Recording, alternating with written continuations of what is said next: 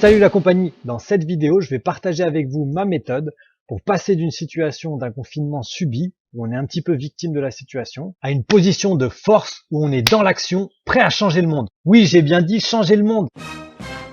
En fait, c'est juste vivre ce moment comme une vraie opportunité de transformation, peut-être comme on ne l'a jamais eu auparavant. Et je vais vous expliquer pourquoi. Allez, on se motive là, on se motive! Bon, alors je sais déjà ce que certains vont dire. Mais oui, mais c'est bien joli toutes ces petites utopies, mais au final, le système, il s'est toujours relevé de ce genre de crise et il s'en est même nourri. Et puis en plus, nous, à notre niveau, qu'est-ce que tu veux qu'on y fasse, hein? Les jeux de pouvoir, ils sont bien trop en place. Ah, on n'est pas dans le monde des bisounours ici. Ta gueule! Tu es moche! Sachez qu'on est à un moment crucial dans l'évolution de la conscience de notre planète. Et ça rend possible des choses qui étaient avant hors de portée. C'est relaté dans plusieurs textes anciens. Certains parlent d'un âge d'or, d'autres de l'entrée de l'ensemble de notre système solaire à l'intérieur d'une nouvelle zone cosmique, d'autres de l'ère du Verseau. En tout cas, on sent bien qu'on est à la fin d'un cycle ou voire de plusieurs cycles. Si ces sujets vous intéressent, on a mis en ligne sur cette chaîne une vidéo qui s'appelle l'ère du Verseau et je vous invite à aller la regarder. Durant cette situation unique de confinement dans le monde entier, il y a beaucoup de gens qui disent « J'aimerais pouvoir ressortir et que tout reprenne comme avant ». Comme avant, t'es sûr? On va se faire un petit récap de ce que c'était le comme avant. Nous sommes en 2020. Sur Terre, 26 personnes possèdent autant de richesses que la moitié la plus pauvre de l'humanité. Suite à des choix politiques, 10% des habitants possèdent 83% de la richesse mondiale. Ces inégalités s'accentuent durant les crises comme celle observée en 2008. Le système monétaire, autrefois basé sur la valeur de l'or, ne repose plus que sur la confiance accordée à un pays, sa richesse supposée et sa croissance économique.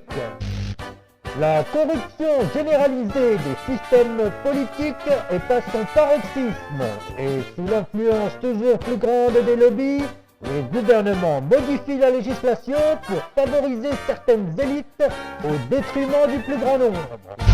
Sans compter que depuis 1970, les populations de vertébrés ont chuté de 60% au niveau mondial et 89% dans les tropiques. C'est énorme! Ce qui est en cause, c'est bien l'activité humaine qui est prédatrice du vivant, avec la déforestation, la surpêche, l'agriculture intensive, la pollution au plastique, etc., etc. Il y a déjà eu énormément de vidéos sur ces sujets. Bon, je pense qu'on peut s'accorder pour dire que le bilan d'avant la crise du coronavirus était quand même pas top.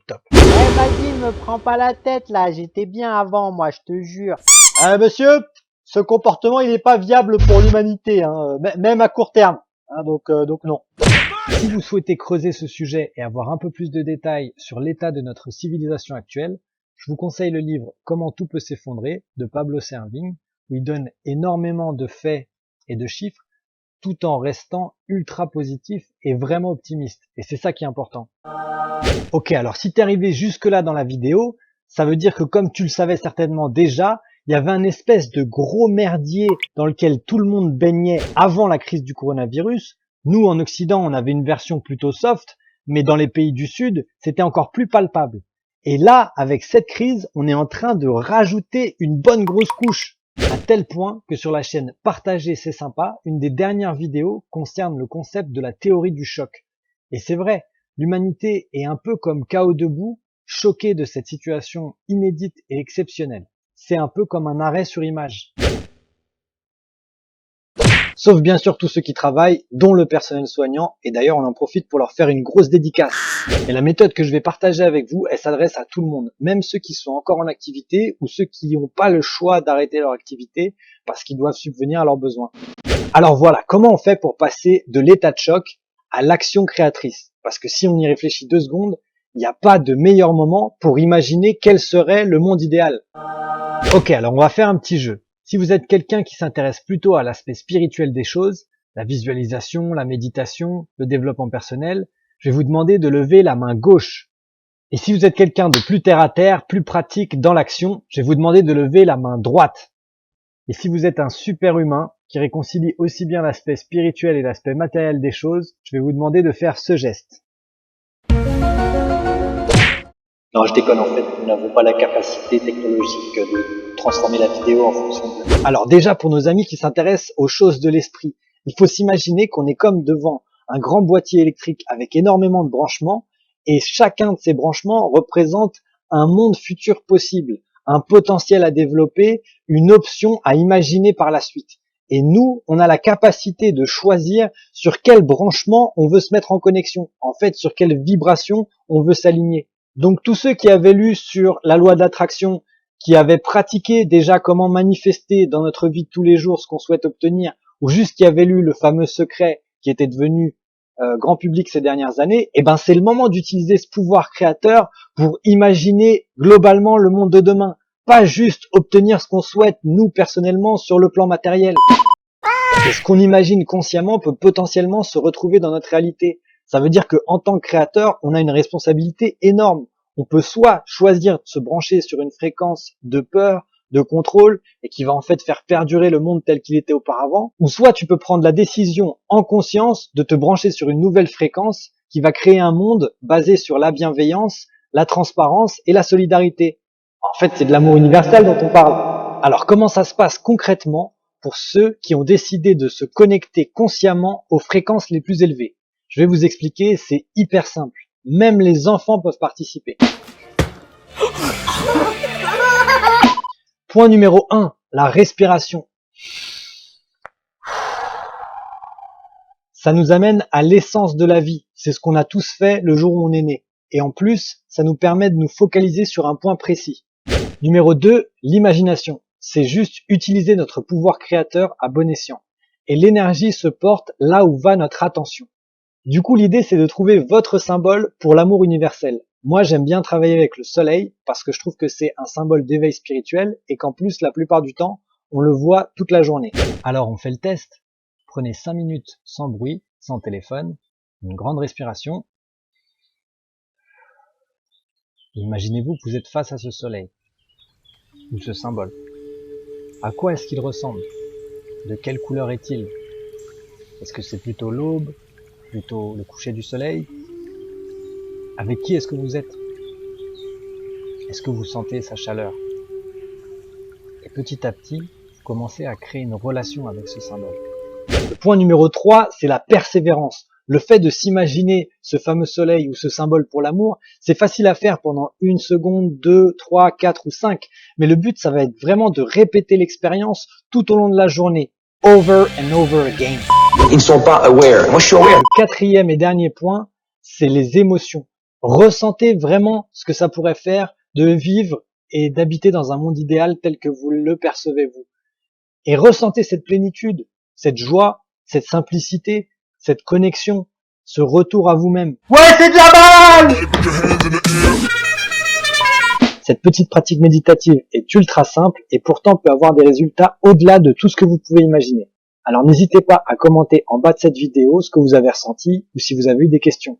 Et si vous ressentez rien, eh ben persévérez. Les changements n'arrivent pas du jour au lendemain. Ça peut prendre 1 semaine, 2 semaines, voire plus. Dites-vous qu'on a l'opportunité d'ouvrir une porte sur une nouvelle expérience qui n'a jamais été tentée auparavant. Qui sait, peut-être une nouvelle dimension où on recevra de l'aide qu'on n'avait même pas imaginée. Je vous demande de bien vouloir me croire sur parole. Faites-moi confiance. Un dernier truc, pour ceux qui aiment bien cette méditation, mais qui se disent qu'on n'est pas suffisamment de gens à être prêts à la faire et que donc ça servira à rien, bah j'ai quelque chose à vous dire. Ah mais il est relou ce type, il a tout le temps réponse à tout quoi, c'est bon, il me dégoûte. Je vous présente la théorie de la masse critique. Cette théorie, elle dit qu'il n'y a pas besoin que 100% des gens adhèrent à une idée pour qu'il y ait un impact significatif. En fait, si suffisamment de personnes soutiennent une idée commune, à un moment donné, ils finissent par créer une pression telle que l'ancienne structure doit laisser place à une nouvelle. Voilà, pour ceux qui ont un côté plutôt spirituel, je vous ai partagé ma méthode pour traverser le confinement et se transformer soi. Et bah maintenant, je vais vous refourguer quelques conseils pour ceux qui sont bien terre à terre dans leur petite caboche. Ils sont droits dans leurs bottes et ils ont pas les guibolles qui tremblent. Il y a énormément d'initiatives qui avaient déjà fleuri avant la crise et qui là sont en train de passer à la vitesse supérieure pour créer concrètement le monde de demain. Et je vais en citer quelques-unes, par exemple le développement de la permaculture avec l'association Permavenir. C'est aussi en lien avec le développement de circuits courts. Il y a des opérations de reforestation qui ont lieu, comme avec l'association Aquaverde. Il y a l'essor et le développement de la low-tech et de la récup, et ça c'est la spécialité entre autres de l'association Low-Tech Lab. Concernant la protection des océans, il y a des courageux qui se mettent en première ligne pour préserver ce qui reste. Vous connaissez tous Sea Shepherd, alors gros soutien à eux. Et il y a un autre sujet qui est hyper important, c'est l'accès à l'énergie libre et son développement. On me dit dans l'oreillette qu'il existerait une technologie qui permettrait de se déplacer en un temps record avec une pollution zéro. On attend quoi là, les gars, en fait? Le nouveau Colgate Total. Bon, comme vous voyez, il y a énormément de choses qui bougent. Et d'ailleurs, il y a une vidéo qui s'appelle Repenser le monde de Wings of the Ocean qui fait le tour de ces initiatives.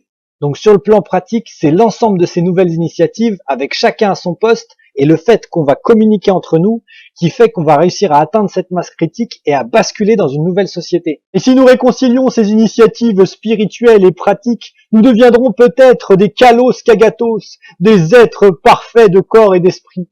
Donc n'oubliez pas, on est en position de force quelles que soient les circonstances extérieures. On a la capacité de créer notre avenir à chaque instant. Tout est réalisable et le champ des possibles est illimité. Free your mind. On se retrouve bientôt pour une nouvelle vidéo consciente. Si vous souhaitez être au courant, abonnez-vous à la chaîne. Et n'oubliez pas, c'est ensemble qu'on éveille les consciences.